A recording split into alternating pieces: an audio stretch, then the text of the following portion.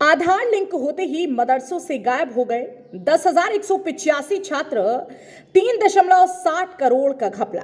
नमस्कार, मैं रश्मि पांडे और आप देख रहे हैं हापुड़ हलचल। खास खबरों को सबसे पहले जानने के लिए सब्सक्राइब कर लीजिए आपका अपना चैनल हापुड़ हलचल।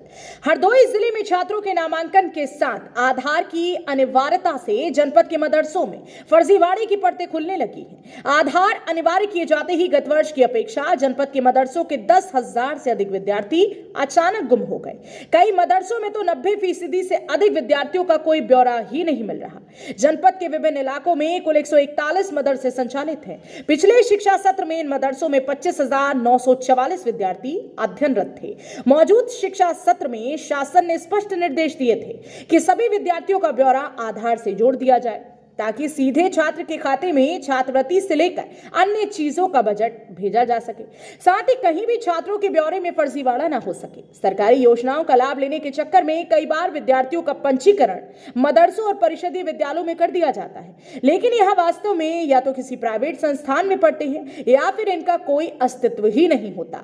न्यू डाइस पोर्टल पर दर्ज आंकड़ों के मुताबिक विगत शैक्षणिक सत्र में जनपद में 141 मदरसों में 25,944 विद्यार्थी थे। जब आधार से नामांकन अनिवार्य हुआ तो उनकी संख्या घटकर 15,759 हो गई है। मतलब यह है कि 10,185 विद्यार्थियों का कोई अता पता ही नहीं है। यही वजह है कि इनका ब्यौरा आधार कार्ड से नहीं जोड़ा जा सका। शाहाबाद में मदरसा एरा नेकोजई में संचालित है। यूडाइस पोर्टल की रिपोर्ट के मुताबिक यहां गत शैक्षिक सत्र में 311 विद्यार्थी थे, लेकिन जब आधार की अनिवार्यता हुई तो 289 विद्यार्थियों का कोई ब्यौरा ही नहीं मिला। महज 22 विद्यार्थियों का ब्यौरा आधार से जोड़कर अपलोड किया गया।